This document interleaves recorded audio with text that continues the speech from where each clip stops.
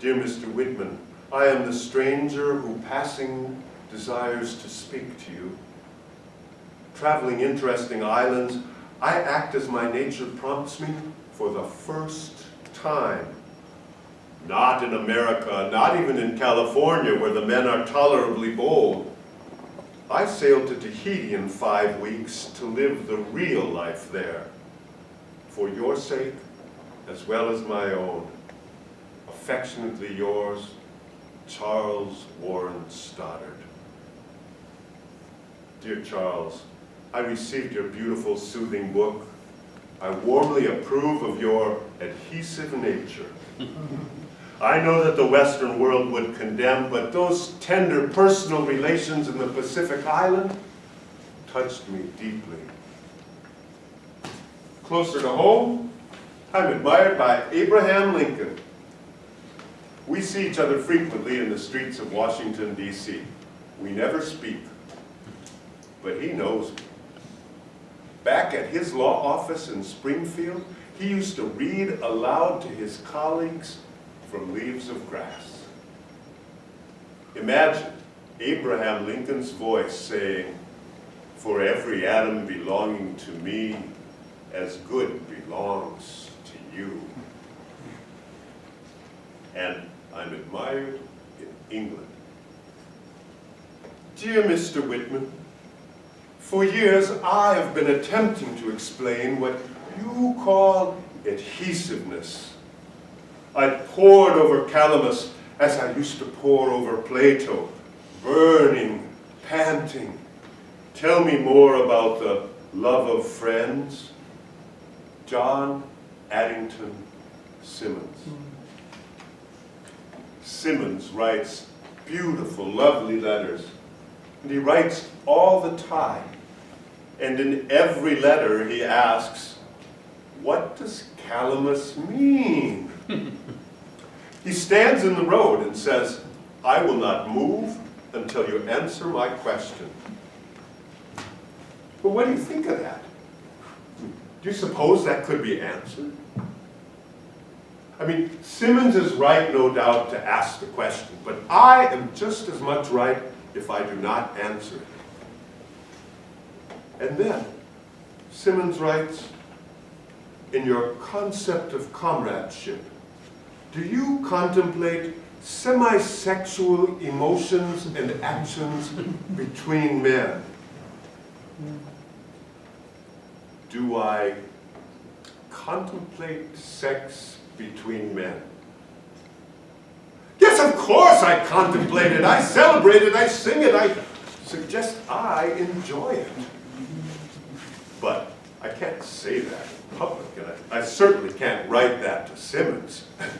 I mean, they would crucify me right off, just like they did Harvey Milk or Matthew Shepard. And what would happen to my leaves then? They'd go up in smoke like a bunch of faggoty poems, just like they did when the Nazis got a hold of my book and all the rest of Magnus Hirschfeld's library and torched it in Berlin. My era did not allow for a response that fierce. I wrote to Symonds, the questions on calamus daze me. That calamus allowed the possibility of such as mentioned is terrible. The pages are not to be mentioned for such gratuitous, undreamt, unreckoned, morbid inferences, disavowed by me and damnable. And then I add, one great difference between you and me is restraint. At certain moments, I let the spirit impulse rage, its utmost, its wildest, its damnedest. In my Leaves of Grass, I do so.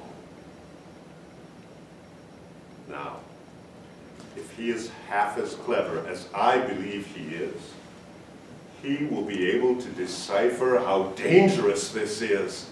I can't possibly answer his questions in a letter.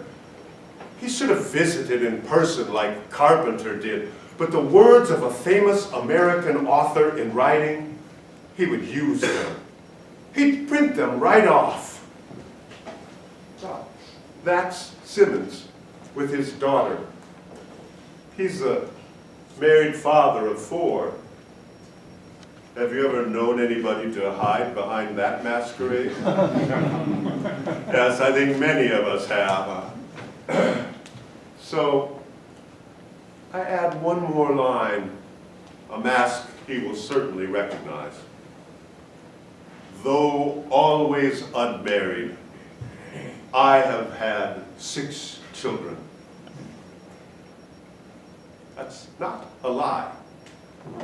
A metaphor, perhaps. Give me some credit. Your sexual revolution would never have even begun in the 1960s if I had not written so freely and openly about sex and the body. Must I be made the father of gay liberation as well? Simmons can answer his own question. Why should I answer it? I'm furtive.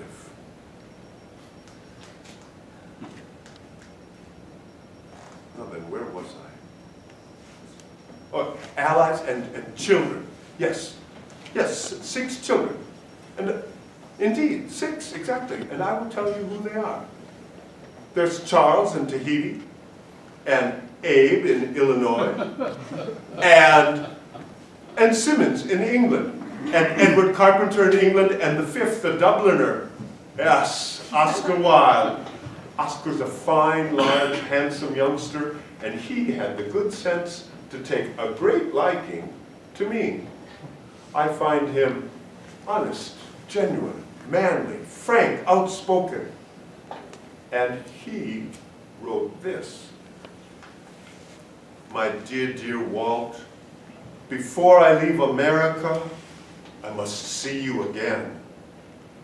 You are a factor in the heroic and spiritual evolution of the human being.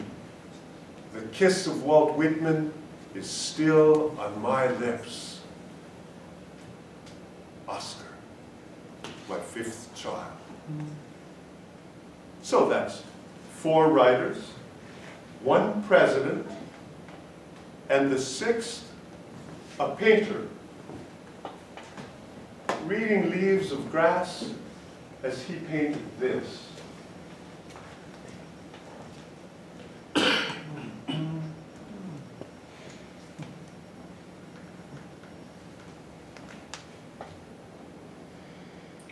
I am as one.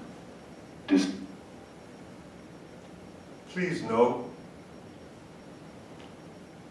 I wrote this for you, too, hoping that you would be one of those who in future ages understand me. Take this kiss. I give it especially to you. Do not forget me. I feel like one who has done his work. I progress on. The unknown sphere, more real than I dreamed, more direct, darts awakening rays about me. So long. Remember my words.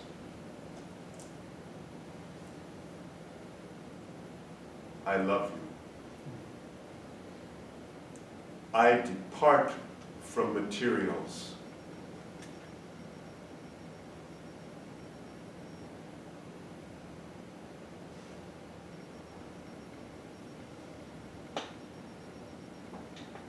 Triumph. Dead.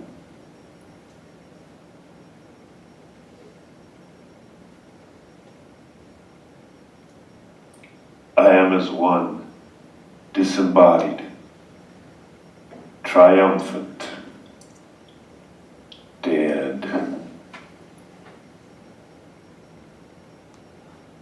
I bequeath myself to the dirt, to grow from the grass I love. If you want me again, look for me under your boot soles.